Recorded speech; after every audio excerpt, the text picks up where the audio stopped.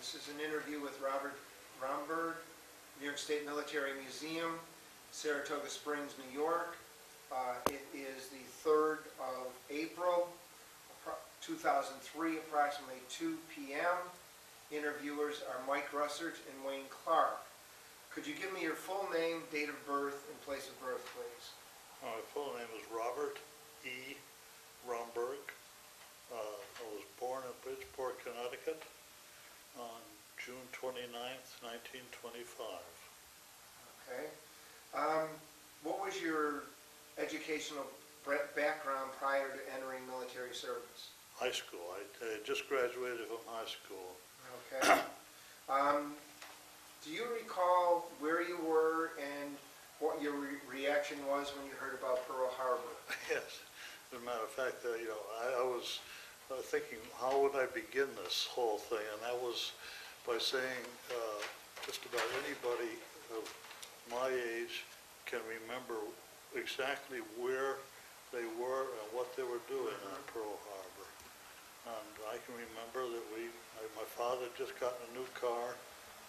I was a 16-year-old driver. It was the first chance I had to drive this new car. We were out driving on a Sunday afternoon. And I can even remember the exact location where we were. We had the car radio on, and we were in a city street in New Haven when we heard the news that the Pearl Harbor had been bombed. What was your reaction to this? Well, I was almost immediately sure that I was going to wind up being in the service. Okay.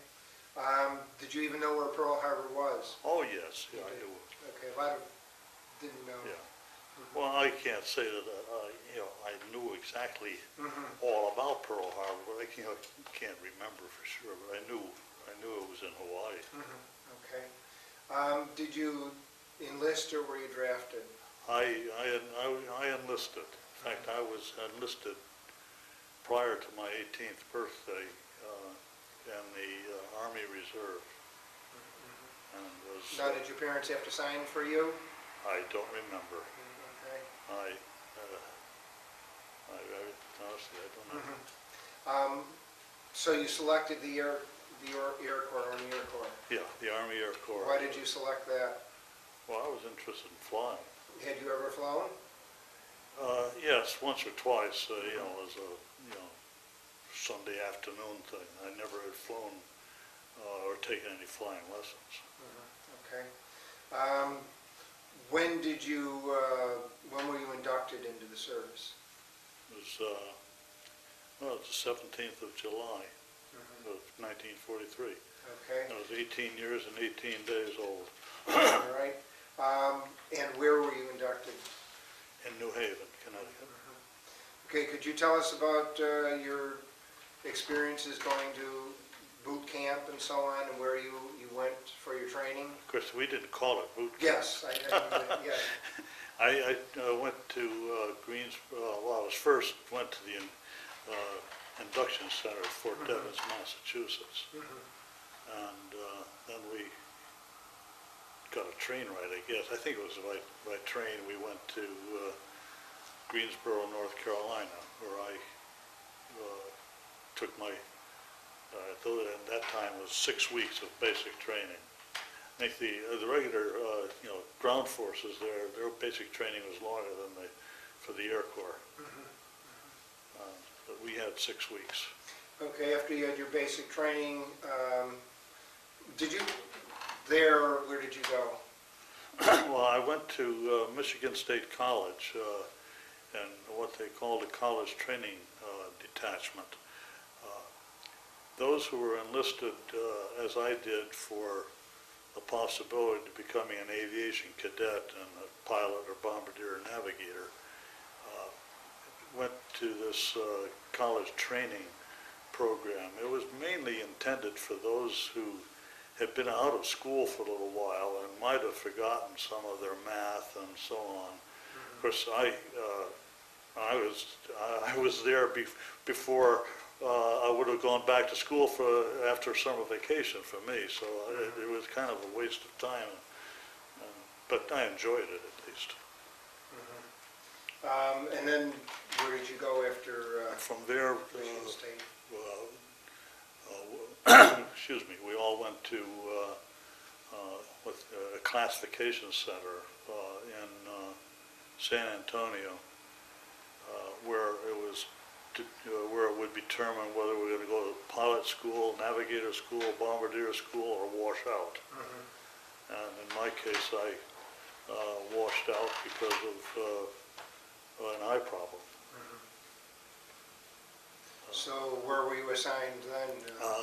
My eyes weren't good enough to navigate, they were good enough to be a radio operator. So I went to radio school in Sioux Falls, South Dakota. And Now, is this the first time you had been away from your family for an extended period? Yes. How did you feel about that? Well, I was busy because I'm sure I was lonesome, but we were kept busy enough so that it really didn't. Was there anyone that you knew that was in any of the centers or the training areas where you were? No. When I first went in, of course, many of us were from the same general area of the U.S., Northeast. But the further I went into training, the more diluted that became, so that by the time I was in Sioux Falls, there was naturally there were still some from the Northeast, but it wasn't predominantly so by any means. Okay, how long were you in Sioux Falls for radio school? I graduated from radio school, I think it was in June of 1944. What were some of the things you learned while you were there? Well, we learned how radios worked. Did you ever learn how to take them apart and repair them, or was it just to some extent? I was in radio school to become a flight crew radio operator. Yes. And we had some maintenance training, mainly for what was known as first echelon maintenance, which basically meant things like replacing fuses, tubes, in those days, no transistors, making sure that you're tuning the instrument and so on. Beyond that, first echelon maintenance meant going like this to the side of the equipment in the hope that giving a little shock would get it to work. Okay. But then, besides that, of course, I was a radio operator, not radio mechanic. Right. Technically, it was I think it was called radio operator mechanic, but it was mainly radio operation, not learning Morse code, and both sending and receiving, and that was kind of fun. Okay, after you left the radio school, where did you go then? The next step in the training for a radio operator was, in those days, was that since I was going to be on a flight crew, I also had to know how to fire a 50 caliber machine gun. So I went to Yuma Army Air Base in July and August. That's Yuma, Arizona. Anybody thinks that even though it's dry heat, believe me, it was hot. Now, had you been in a plane up until this time at all, or was most of the only flying that I did was back at Michigan State. We had some preliminary lessons in flying. Now, what kind of planes were you in there? Mostly Piper Cubs, or there was one other kind of airplane. I think it was an Aeronca, but it was Piper Cub category. When was the first time that you were in a B-17? In Yuma. I'm not sure. I think we did do some flying at during radio school too. I'm kind of vague on that, but I don't remember. I know they had airplanes there, but it was not an air base. whether we flew there or not, I really don't remember. Okay. When were you eventually assigned to a crew? After the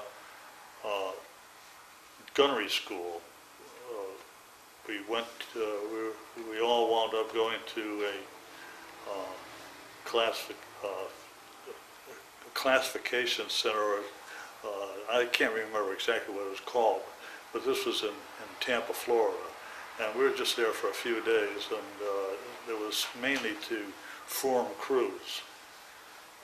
And then after the crews were formed, we went to various bases throughout the country to learn how to be a crew instead of, we all had to learn how to work together. And that was done in Gulfport, Mississippi. All right. Did you stay with that crew basically for your whole Yes, time? yes. There were some occasions when I flew with other crews, but I was never, well, what you would call a member of that crew. We had our crew formed in Tampa, and that was the crew that we stayed with as long as the war lasted. Okay. When did you eventually pick up a plane? Well, we picked up we picked up an airplane, but not as our own airplane. This is we picked up an airplane in Hunter Field in Savannah, but it was mainly just to ferry it overseas. It was not. We didn't get to have our own plane, or what we called it. Right. We thought of as our own plane until I got to assign to an active combat unit. Okay. How did you cross in your B-17? We flew from Savannah, Georgia. Our first stop was Grenier Field outside of Manchester, New Hampshire.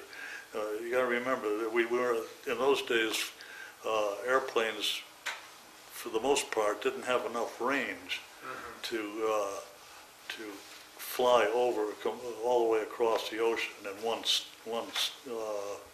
flight. But we took the northern route. Seeing as how it was January, I thought it was a good time to take the northern route. But we wound up, the first stop outside of the U.S. was at Goose Bay, Labrador, which was quite a change from the Arizona climate I was in July. Because I can remember when we first landed at Goose Bay, it was a bright, clear, sunny day. I got out of the airplane, and within 5 minutes, both of my ears were frostbitten. I didn't even feel it. Somebody else told me, hey, your ears will cough right. So we spent almost 2 weeks in Goose Bay waiting not so much for good weather in Goose Bay, but waiting for good weather, landing weather in Iceland, which was our next stop. That was kind of an interesting place. It was so darn cold there you couldn't open a window. Yet the barracks were so hot you damn near died of the heat. Okay, so you flew across then from Goose Bay we went to Iceland.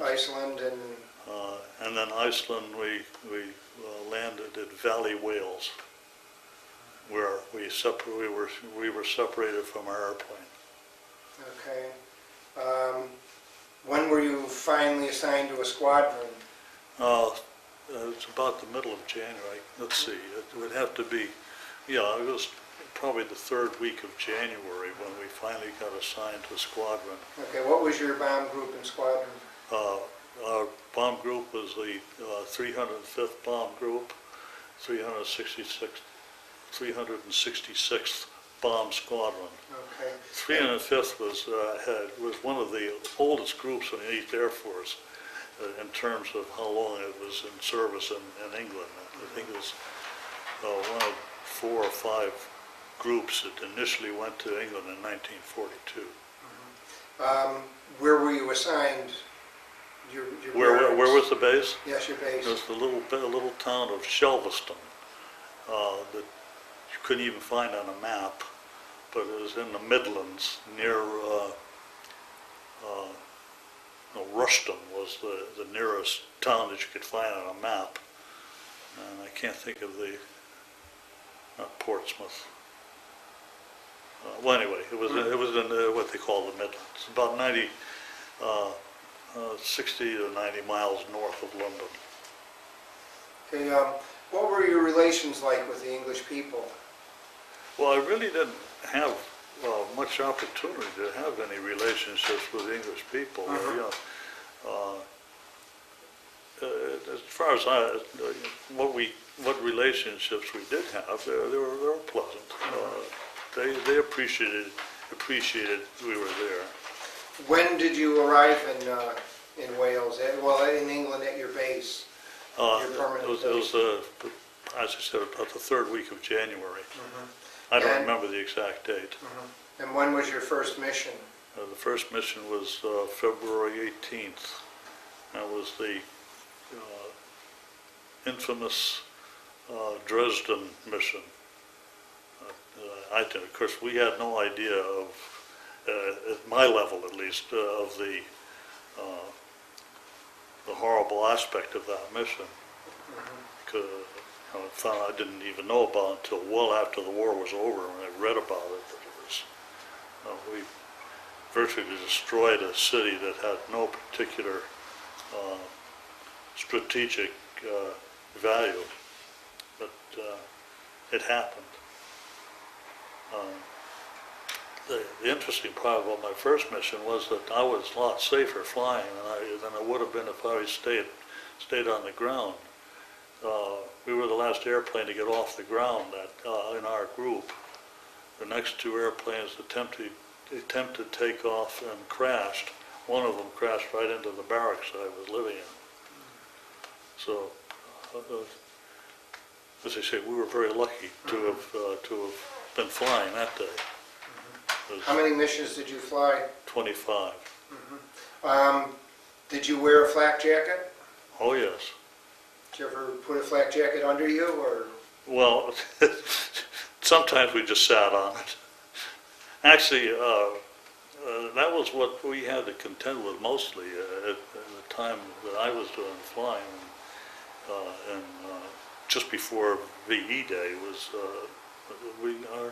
our main problem was flak, wasn't fighter opposition. Although we did have one aircraft shot down by a fighter on one of my missions. I didn't even know about it.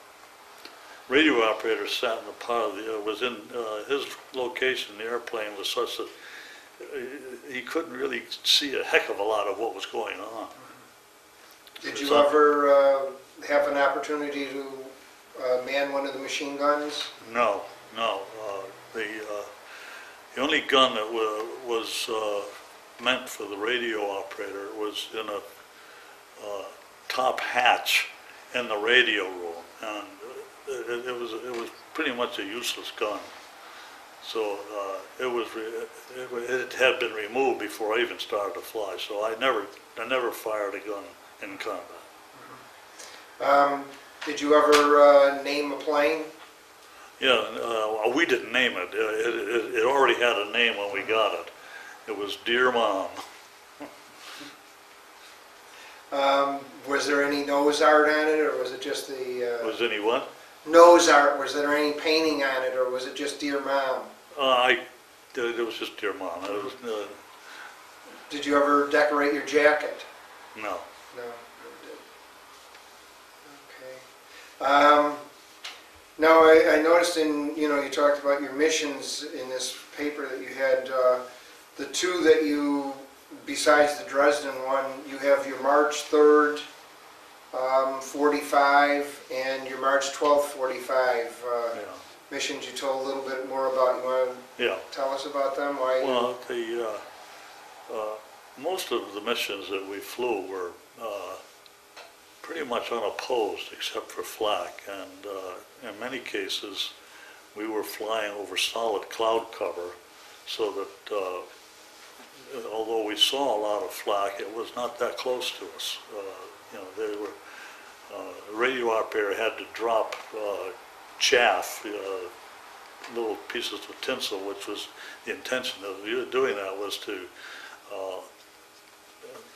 confuse the ground radar that the Germans had. And so a lot of times we see a huge barrage of anti-aircraft fire maybe several miles away from where we were. But the one mission that I mentioned, the March 3rd mission, the flak was very accurate, and a burst we weren't hit with a direct, we didn't get a direct hit, but the flak that was, these were explosive shells that burst and then shot pieces of fragments in all directions.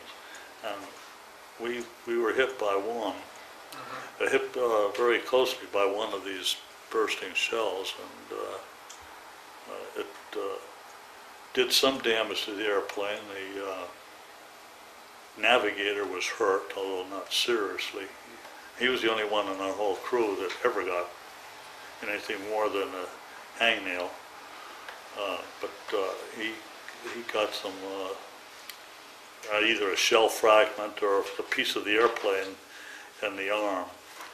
And the damage to the airplane was that the bomb bay doors, which were open at the time, we were on the bomb run, were wound up being stuck open. We couldn't get them closed.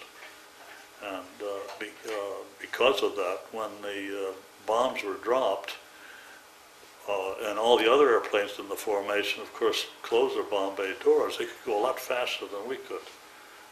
The open bomb bay doors created a tremendous amount of drag. So we had to leave the formation and came back, headed back to England on our own. Fortunately, we were not attacked. That was a very dangerous part of a mission. If you had to break formation, you were a sitting duck. But by then, the Luftwaffe, they didn't have enough gas, or they didn't care, or what, I don't know. But they didn't come after us.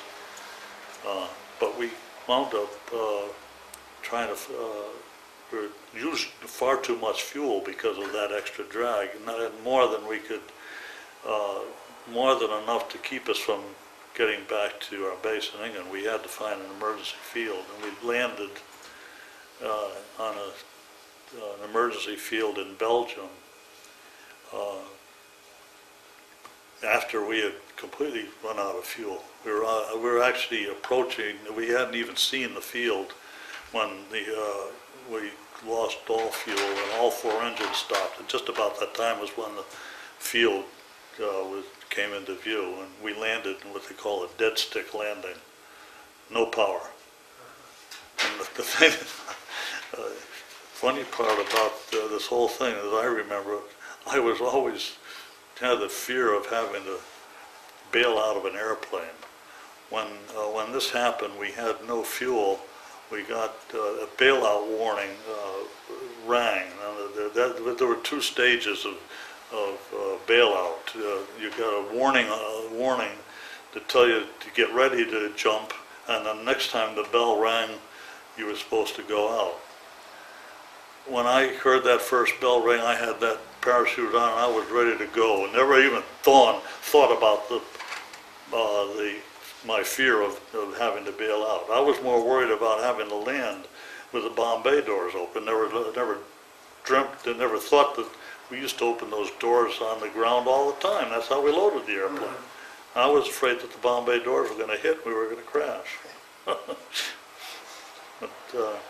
we landed, and safely. The navigator went and got medical attention. The rest of us flew back. After refueling, flew back to our base and found out that the airplane was so badly damaged that they scrapped it. Now, was this Dear Mom? Yeah, that was the end of Dear Mom.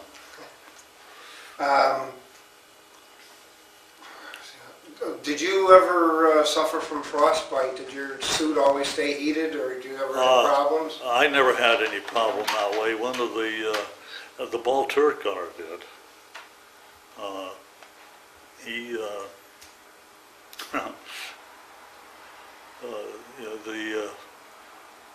the toilet facilities on the airplane were rather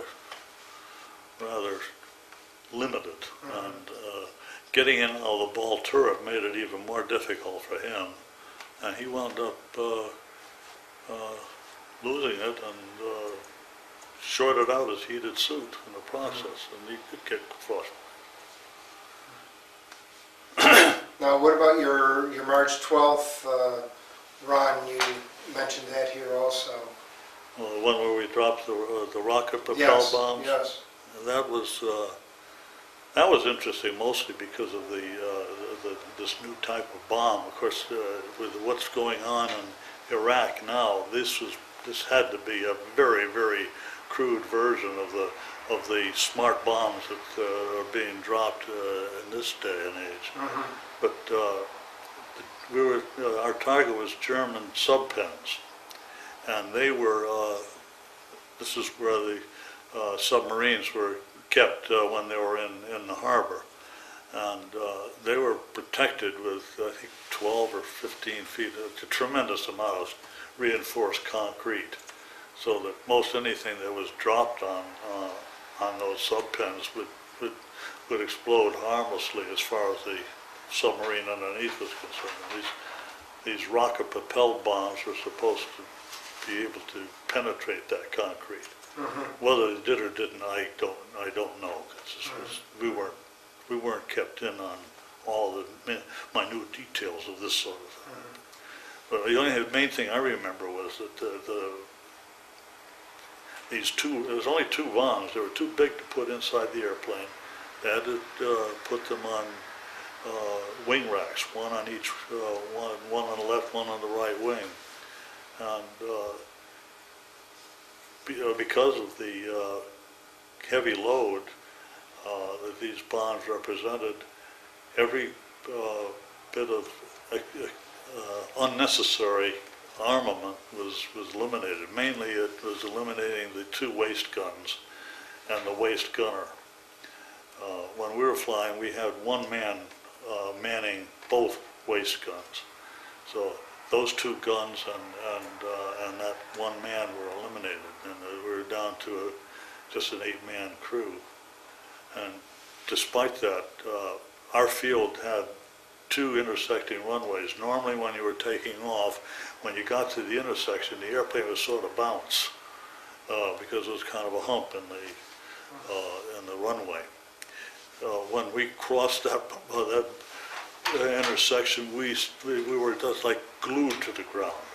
But we did manage to get off, or I wouldn't be telling you about it. So that's the main thing I remember about that. Mm-hmm. So most of your opposition was from flak. You right. Didn't encounter aircraft at all that often. Or... Yeah, as I say, I wasn't in a position in the airplane where I could see all that much, although I did see an enemy airplane once. Mm-hmm. And I was told after we got on the ground that our formation was attacked by a German fighter. In fact, the deputy lead aircraft was shot down. Did you have a bomb sight on your plane? Or did you go off the first? Our crew did not have a bombardier. Mm-hmm. When I was flying, the only crews that had a trained bombardier were the lead yeah. and the deputy lead. Mm-hmm. For obvious reasons, that is have some redundancy. The rest of the airplanes would drop bombs when the lead airplane dropped its bombs. Mm-hmm. When was your last mission? It was in February, April 18th, I think. Mm-hmm. And after your last mission, you went back to the States? Not right away, but mm-hmm. Very shortly thereafter. How did you get back? I flew back again. One thing we did before we went back was after the VE Day. Well, I think actually this was before VE Day, but when Germany was all but conquered, we took ground crews up on sightseeing trips. And I can remember flying down the Rhine River Valley over, right down on the deck, so to look at it. That was one time I could look out the window and see ground instead of sky. Because I don't know if you're familiar with the Rhine Valley, but it's quite deep. Now, when you went back to the States, were you discharged right away, or did you have to stay in? No. I got back, I think it was just before Memorial Day. Because I know I was home for most of June on leave. But I was, the war still wasn't over. It was over in Germany, in Europe. It wasn't over in Japan yet. So I was scheduled to go back to school to learn the operation of the equipment on B-29s. Did you ever fly into B-29? No. The war ended before I ever got a chance. I was disappointed, of course. What was your reaction when you heard about the death of President Roosevelt? Do you recall? I recall it. Yes, I don't remember it being such a momentous event for us. How about your reaction to the dropping the atomic bombs? There's much more of a reaction to that. I don't mean to say that we weren't sorry. We didn't care that Roosevelt died, but it was not that we weren't affected by it. Right. Yes. We still were in a war. But when the atomic bombs were dropped, that had a very, very significant impact. Okay. When you left service, did you ever make use of the GI Bill? Yes. I used it to go to school, and I also used it to buy my first house. Okay. How about the 5220 Club? Did you ever make use of that? It was 52 weeks for $20 a week. $20 a week for 52 weeks. No, I didn't. Looking at employment returns. No, actually, when I got out of the service, I had all I wanted of idleness, because you got to remember, I went to Scott Field to learn about B-29 radios, and this was in mid-July, and I wound up doing nothing, but I guess I was barracks chief, which wasn't much of a responsibility, and that's all I did until the end of October, so I had plenty of time to rest up. So when I got home, first thing I did was apply for admission to school, and then I went to work.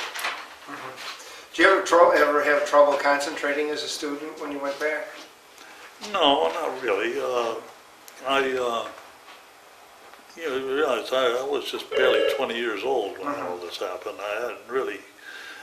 I hadn't been out of school that long. Yes. What I did do, though, I remember going back to high school and borrowing from them some of my senior year textbooks to sort of review things for myself. But I had no trouble acclimating myself to the academic world. Did you ever join any veterans organizations?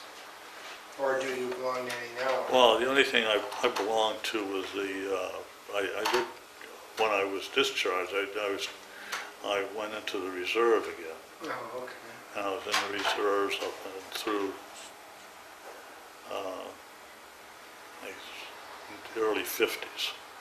And I was married and had a couple of kids, and this was during the Korean War, and my wife was very disturbed about the possibility of me being called up again, so I resigned from the reserve.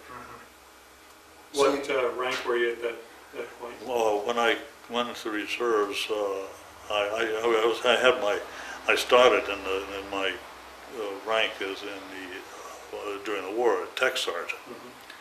But I think after 2 years of college, you could apply for and get a commission. So I did, and I wound up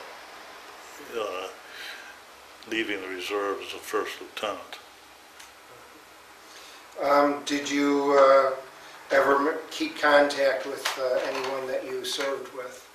Yeah, our crew, it was quite a few years before I reconnected with them. I did make contact with our tail gunner. This was when, I guess this was sometime in the late 50s. He was from Cincinnati, and my job transferred me to Cincinnati for a couple of years. I made contact with him, but sometime after that, a memorial association was formed, and I joined that, I think it was in the 80s. And we have a reunion every year. Well, now the size of the reunion is getting smaller and smaller. Have you joined the 8th Air Force Association at all? No, no, just the 305th Bomb Group Memorial Association. Did you want to show us some yeah. photos? Most of these are just, personal. Well, how about the photograph of yourself, so we can see your former self? Yeah. This is my wife's doing. Putting the caption on there. Now, when and where was that taken? That was taken, must have been taken in England, because I got the sergeant stripes and 8th Air Force patch on. How old were you in that picture? How old was I? 19. 18 or 19, yeah. Okay. All right, anything else you have? Now, how do you, would you say, now, What is about that your your, insignia? was that your unit insignia here? Whoops. Yeah.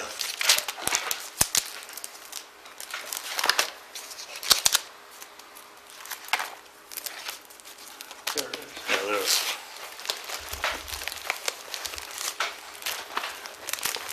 This is the 8th Air Force shoulder patch, of course, and this is the 305th Bomb Group. Now, did you have that insignia on your flight jacket? Yes. I also had one, the 366th Bomb Squadron insignia on my jacket, but that didn't stand up to the test of time nearly as well as this did. And my wife didn't think it was worth saving, she threw it away on me. Oh.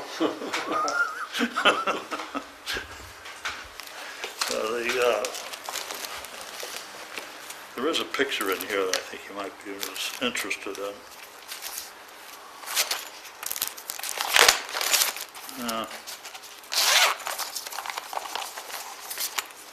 These are a bunch of photographs that were given to me, but none of them really. These were all declassified after the war was over. But we've got one of the downtown Cologne.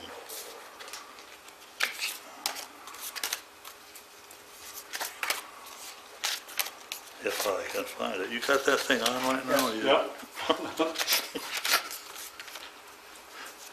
How do you think your time in the service maybe affected or changed your life?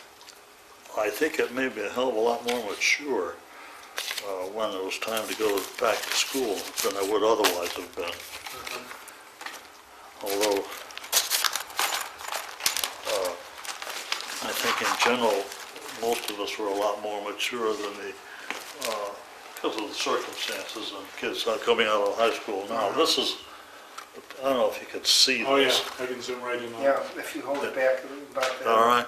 This is a a shot of the city of Cologne. You can see the bridge across the Rhine River, well, formerly across, but it's now in the Rhine River.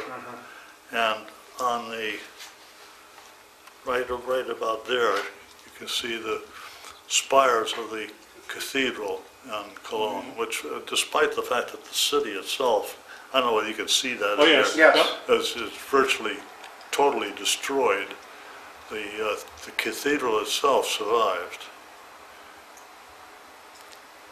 Okay. I don't know, I've heard conflicting stories about how it managed to survive. And, we of course, the 8th Air Force was involved with what they call strategic bombing, which meant that we were after military targets, notwithstanding what we did in Dresden. And because of that, in our so-called precision bombing, the cathedral survived. And then I heard other people say that, well, it survived mainly because we didn't want, it served as a very good landmark to orient yourself. So, I don't know. In any case, it did survive, and I did find many years later when I was actually in Cologne, I saw the cathedral. It's a magnificent building. Let me get a shot of your flight wings there. Can you hold that up? This? Yeah, okay. Now those are, what kind of wings are those? Gunnery wings, gunner's wings. Okay. And then underneath that, I see you've got the air medal. Air medal, What's the That's- good conduct next to it? yeah, Okay, I see you have 3 oak leaf clusters. yeah. Okay, can you tell us about those? Well, they were basically flight crew good conduct medals. All you had to do to get them was survive. We got an air medal for every 6 missions. Okay, And this 1 air medal and 3 oak leaf clusters equals 24 missions. okay. And I flew 25. So that's how I happened to get. I don't, they stopped giving the Distinguished Flying Cross to air crew members, I think, sometime after D-Day. Mhm. Okay, well, thank you very much for your Yes, interview. thank you. Okay.